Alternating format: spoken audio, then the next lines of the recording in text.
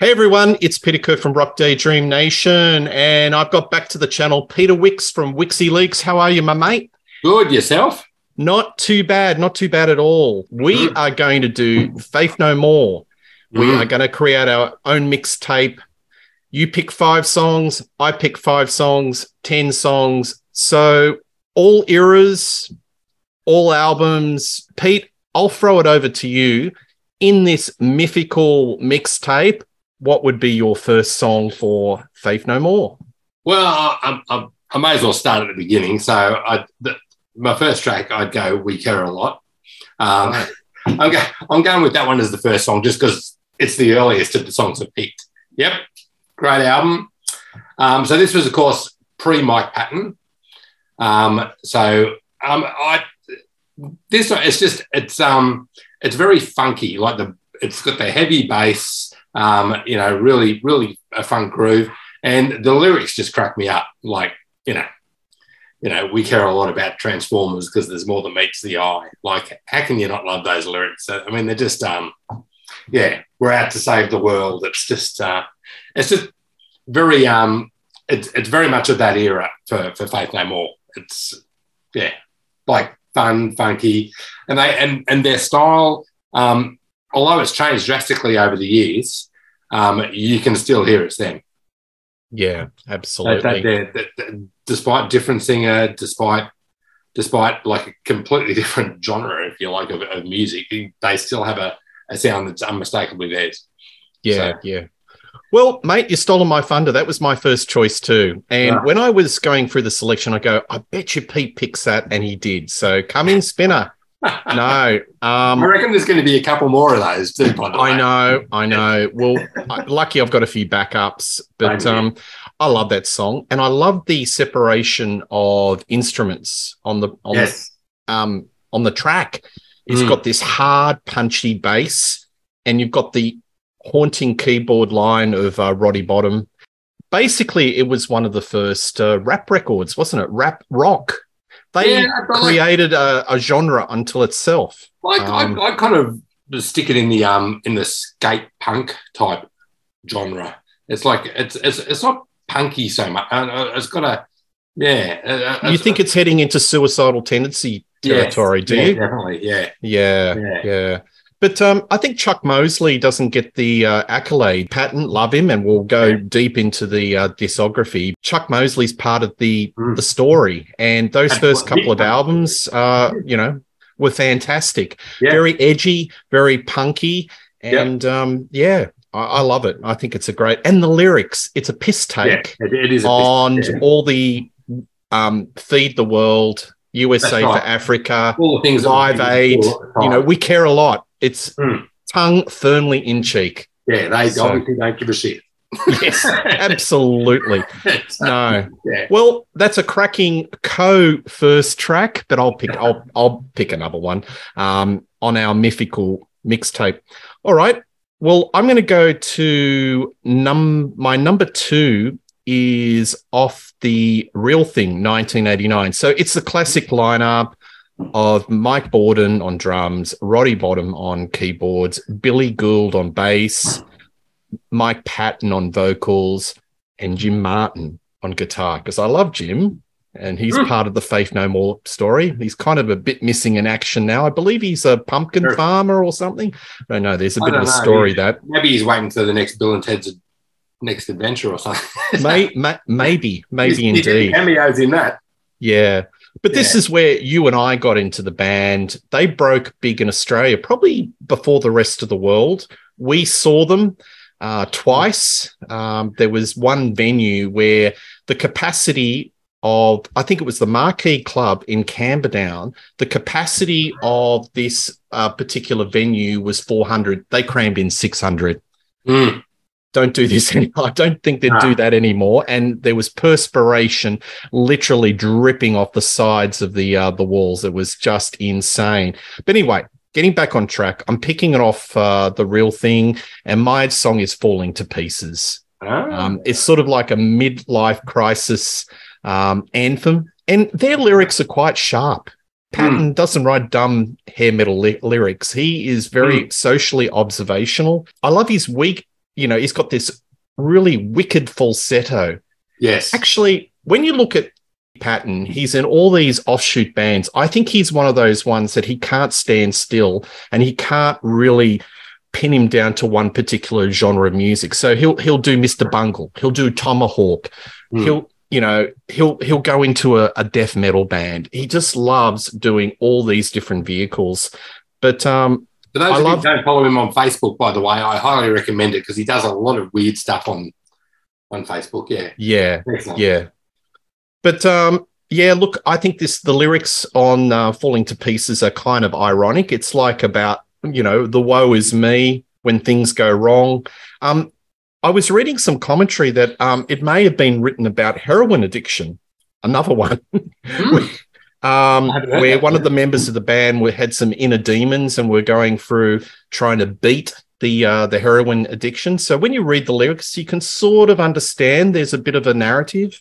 But whatever it is, I think it's a wonderful song, and it's probably my favorite track off the album, The Real Thing. They hate it. They don't even like playing it. And there's been a few times where they've said, we're not going to play this ever. We're not going to play this ever again. What do you think of this track? Yeah, I mean, it's not on my list. Yep. I won't divulge the rest of my list just as yet. But yeah, it wasn't one of the ones on my list. It is a great track. It is one of the ones that got me into them early. Yep. It's very much more. You hear far more keyboard on that particular track than you do on most. Yeah. It's very much keyboard driven melody and rhythm. Yep. But yeah, like Patton's vocals are just all over the place, and I think that's Yeah, I mean, he can just, he's got this wonderful, he can do the wonderful baritone, he can go into the falsetto. He's just very versatile. And I think Axl Rose had a lot of wonderful things to say about him, and they liked them so much they brought him on tour. The package tour. Someone that wasn't Axl. Well, it was the infamous tour of, what was it, Guns N' Roses, Metallica, and Faith No More. Oh, yeah, that was an infamous tour, that one. Yeah. Very infamous. Yeah. So, anyway, what's your next pick, dude? Okay. Well, my next pick, I'm going to go with Ashes to Ashes. Have I picked another one of yours, have I? Yes, that's all right. I'd apologise, but that's all right. Hey, bad luck. I think the thing that gets me the most about this song is it's just the way it kicks off, the hook at the beginning, and then when the drums start in, it's just dum, dum, dum, dum, dum, dum, and it's just got a real. It's a sound. It's a song that you hear and you instantly recognise as Faith No More. It's become like their. It's very similar in a lot of ways to Midlife Crisis in the way it's structured and the way it plays out. You got the guttural, the type vocals, and then up he goes, into a bit of falsetto, and then bang into the chorus. So the different vocal styles. So it's very and besides, my partner would kill me if I didn't mention this song. So it is probably her favourite Faith No More song. But yeah, it's just so distinctly Faith No More. You couldn't hear that and think it was any other band. Yeah, absolutely. Yeah, absolutely. And I like how they're cheeky enough to call the album of the year. Yes. And the Grammy goes to Album of the Year. That's right. I mean, was the Album of the Year, do you think, a thing about, how magazines give out albums of the year, or do you think? I think so. I think it was the a album little bit. That we have to do this year because we have to do an album each year, or yeah, I think Faith No More are very much into poking sacred cows. Yes, and at the establishment, right, and they've gone their own path, because The Real Thing was a commercial breakthrough. It was massive in Australia, did really well in Britain and Europe, and in America it broke through too. But after that, they really plateaued and didn't attain that high level of success. So in America, they're sort of regarded as a one album wonder. But because they've just done their own path. Because Angel Dust, which I have a suspicion you've got a few songs off that album in your top 5, that is a very different album, and it was so diverse and frankly quite uncommercial.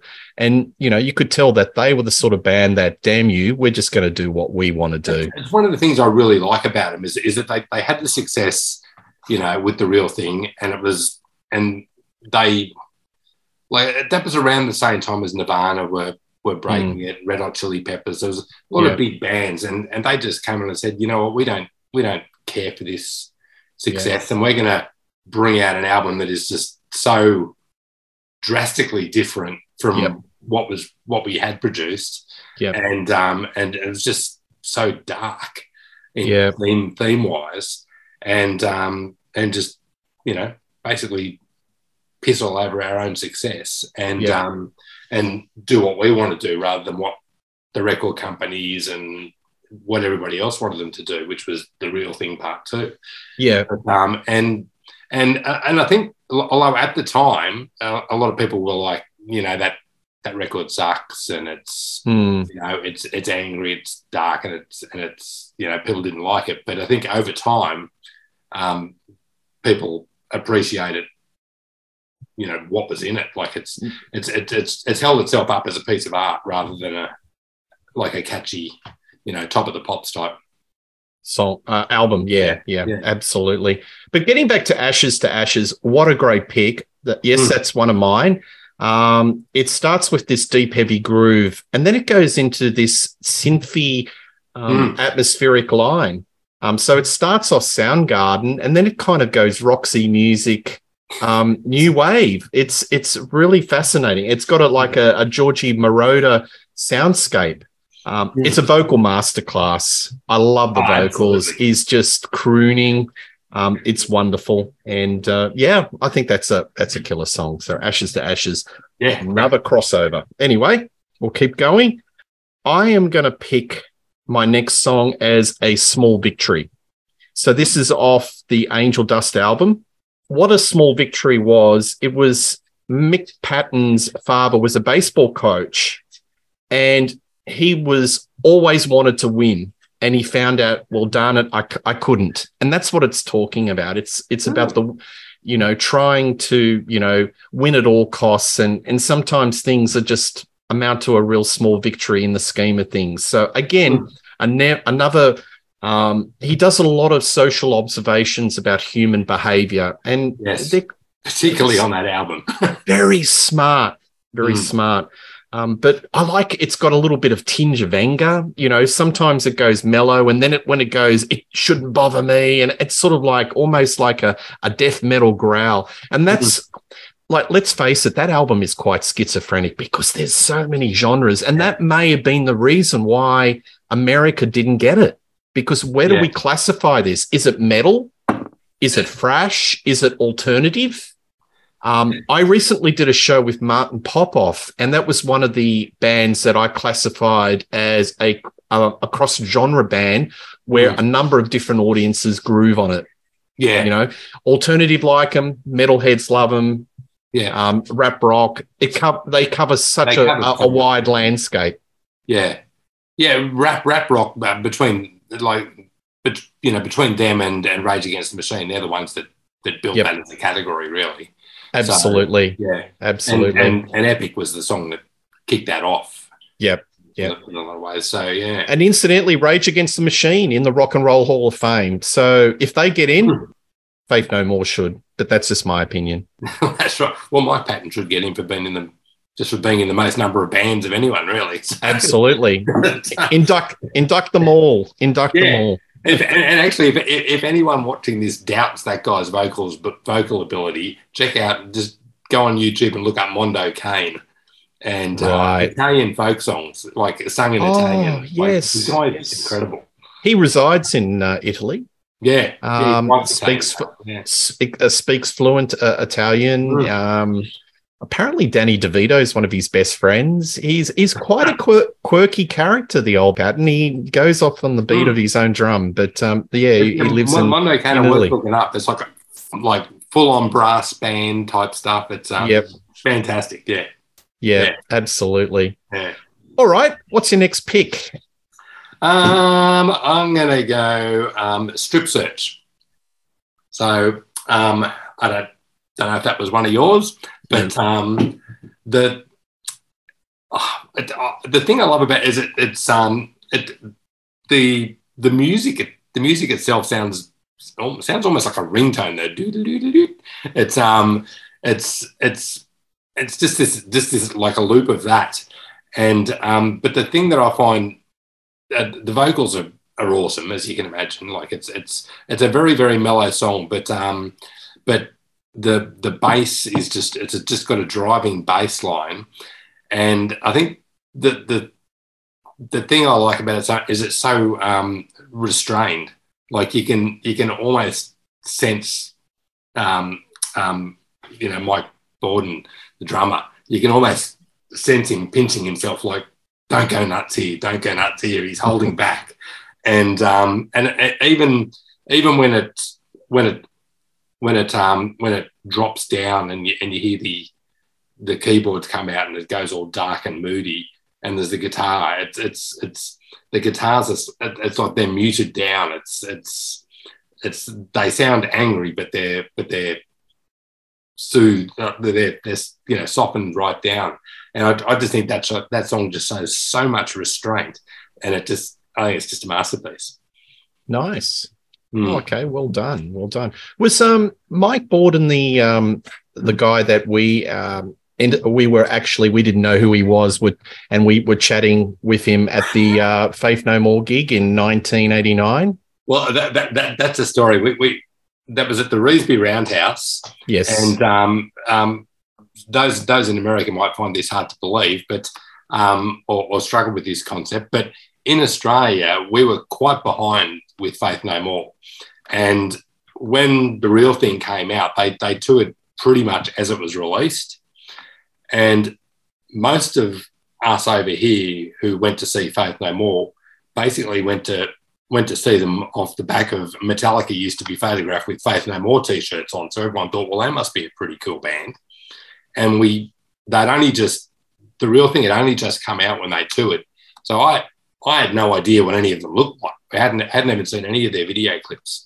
And so myself and yourself were at Revesby Roundhouse and rocked up to the bar, and the Mike Borden, the drummer, happens to look a lot like a guy I used to work with. And so I thought, better go over and say hello. So I rocked over and said hello, and soon realised that it wasn't the guy I worked with, but never twigged that it was it was the drummer. And so I think it was him and Roddy Bottom and one of the other guys from the bands. It wasn't Mike Patton or Jim Martin, but yakking away, and they even said their gear had been stolen from the van, and it still didn't occur to me, hey, this is actually the band. It was only when they actually came on stage, it's like, shit, that's the guys I was just talking to. So, yeah. Anyway, great gig.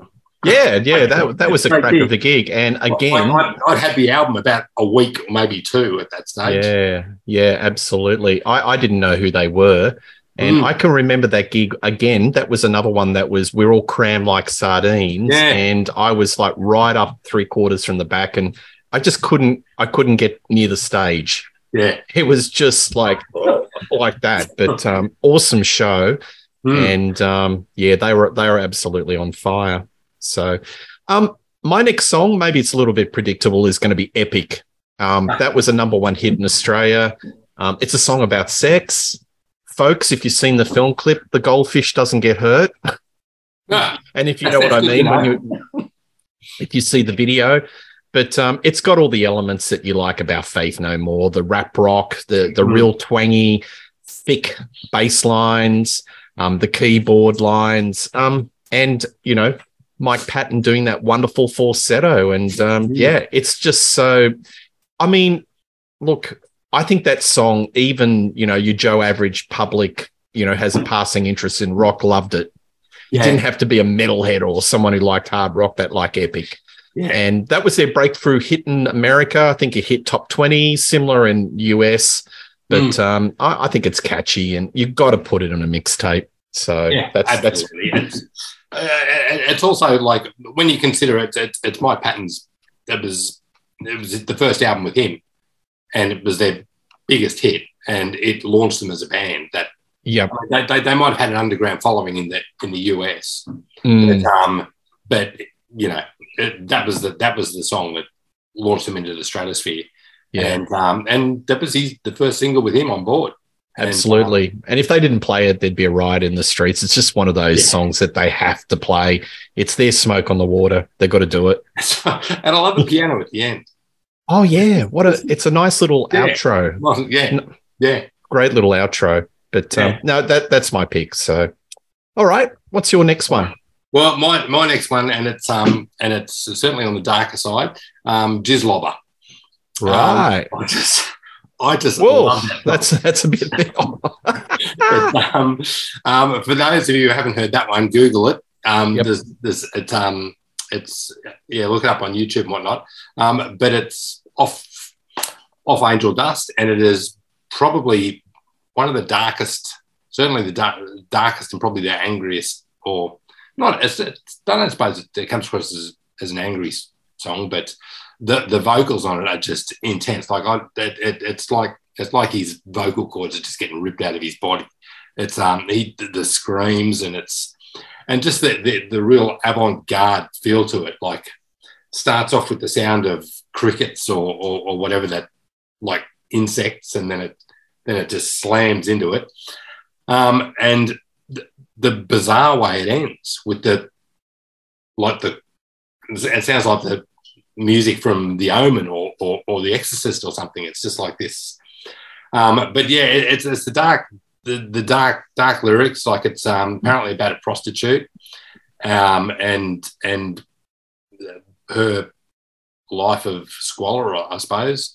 And I was watching a clip about one of those clips where they play a song for someone who's never heard it before.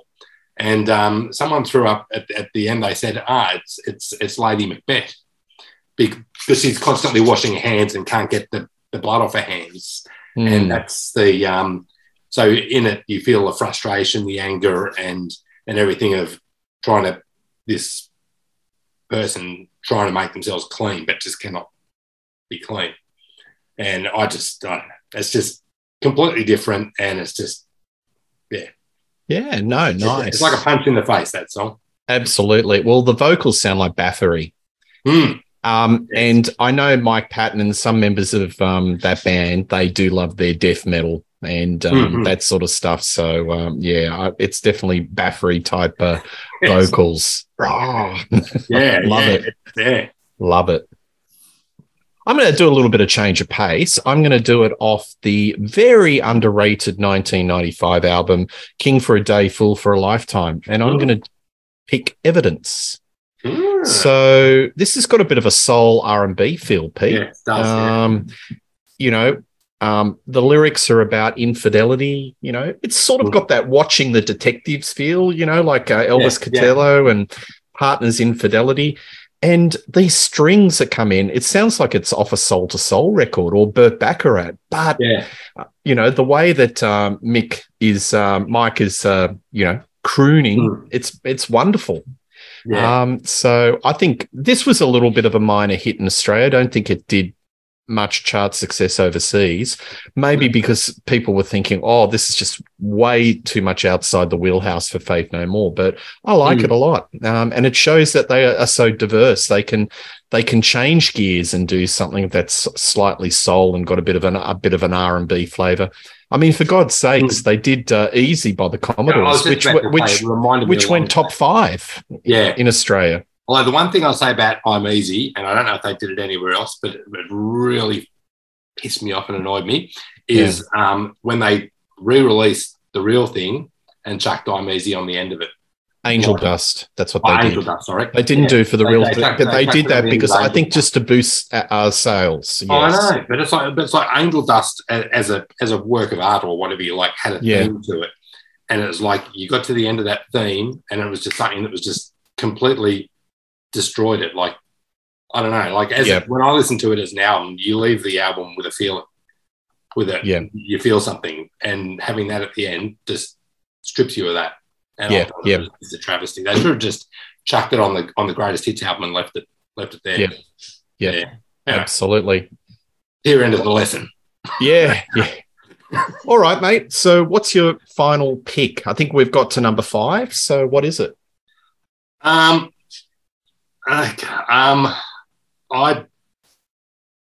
know you got a few. I've got a few. I'm tossing up between. Luckily, you've taken Epic.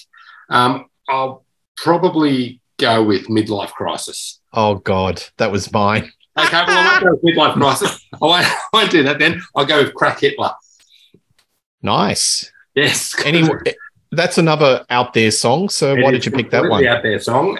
If anyone was to ask me what it was about, I would say I have absolutely no idea what it was about.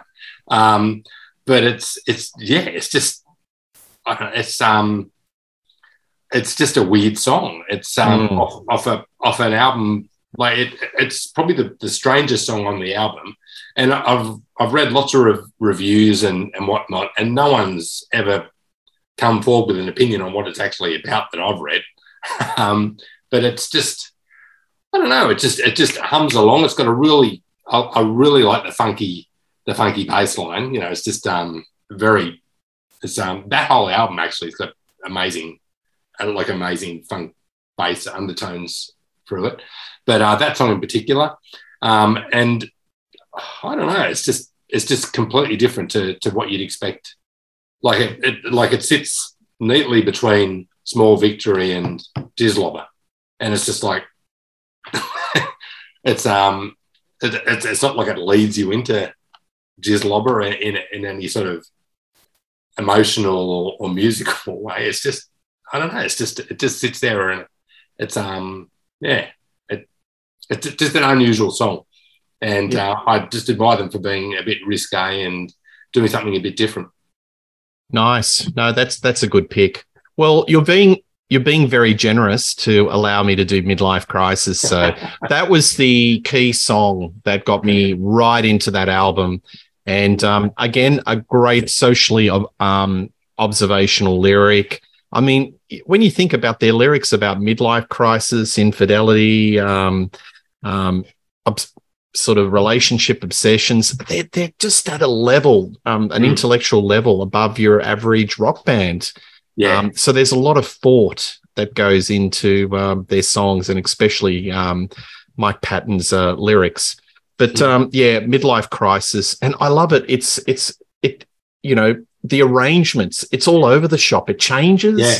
Yeah. It goes in one direction with the chorus, and then it goes into another direction. And I love that big, fat, whopping, funky bass line. Yeah. You know? That's right. It's great. And the bit where you would normally go into a guitar solo or something, it's got that. Yeah, absolutely. Little synthesizer thing that sounds like it's from a disco song or something. It's it's absolutely fantastic. Yeah. Absolutely. Well, there you have it. I think we've done 5 each, haven't we? I think we have. Yeah. Any honourable mentions? Well, I haven't picked anything off The Real Thing, which although you took Epic, which I was going to do. But if I had to pick another song off that album, I was going to go with The Morning After. Yeah. Which I never hear talked about much, but to me that song in particular summed up where they were probably the direction they headed in with Angel Dust. The whole dark aspect of it. But that and Caffeine. Nice. That's a good song. I would have, I think they do a wonderful version of War Pigs. Yes. Of The Real Thing. I do a good version of War Pigs. Yeah. It's and I love their version. I don't know if they've ever released it as on vinyl or as an album, but I've seen it live. They do a wonderful version of Poker Face by Lady Gaga. Really? Tongue in cheek, but they carry it off. I will look that up on YouTube. Absolutely. They do these really wacky covers.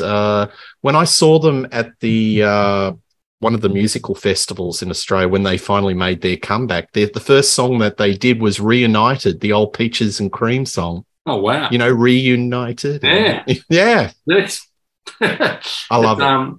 Yeah, well, I mean, yeah, they're an amazing band, and Yep. and every single one of them, yeah, like it's funny. You read things about them, or you watch someone talking about them, and other musicians, and they each seem to pick something different. Like someone will go, "Oh, the drumming is just sublime, but fantastic," and when you listen to the tracks, if you try and listen to a different instrument each time, you think, wow. Like to me on the album of the year, the bass really comes through on that album more so than the other albums. It's, I don't know, I can just hear, maybe when you listen to it through headphones or something, I don't know, the bass really comes through a lot on that album, I find. Yeah. But and drums on the real thing. Yeah. Obviously the vocals stand out on everything, but yeah. And a very quick shout out to, I know we mentioned Jim Martin, but the longest running guitarist in the band is actually John Hudson, and his guitar work on some of the later albums is quite sublime. So, Jim Martin. It's funny. Like, I mean, I don't know why he left, but there was all the talk about change of direction. I think he was very traditional metal, and they wanted to go in a more eclectic sort of direction, and he didn't quite like that. But it's very hard to get a very clear.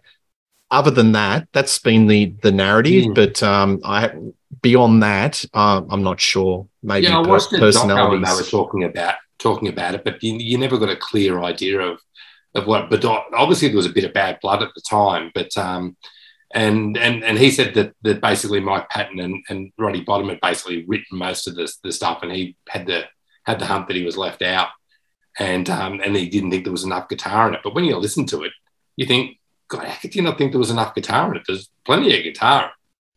Some of the tracks are, like full on guitar work. It's and they need to come back and tour. They were booked to do a stadium tour of Australia. They were going to do the ACER, which is a 20,000 seater. They're that big in Australia. Yeah. It was sold out, and then COVID hit, and then it got cancelled. And I've heard the word on the street that Mike suffers with severe agoraphobia. So he doesn't like traveling. So hopefully they can work something out, and we can get them back on the shores, because I'll be first in line. I want to see him. Someone was I saw on Facebook saying one of the bands he's in was touring. I don't know if it was Mr. Bungle or if it was Tomahawk, but I saw somewhere that one of the bands that he was in had just announced a tour, like in the last 2 weeks or something. Well, maybe that's a positive sign. That it is a positive sign. Yeah. He's getting back, mate. Thanks a lot. You've brought home the bacon yet again. Yeah. We've got the mixtape. So, folks, please like and subscribe to Rock Daydream Nation. Tell us what your favorite Faith No More songs are. Please put your comments in. Yeah, tell us we're wrong. Always welcome those comments. No, all feedback is appreciated. But just tell us your favorite songs with Faith No More. And one thing's guaranteed: me and Pete will do a show down the track pretty soon. Absolutely. Cheers. Absolutely. See ya. Bye.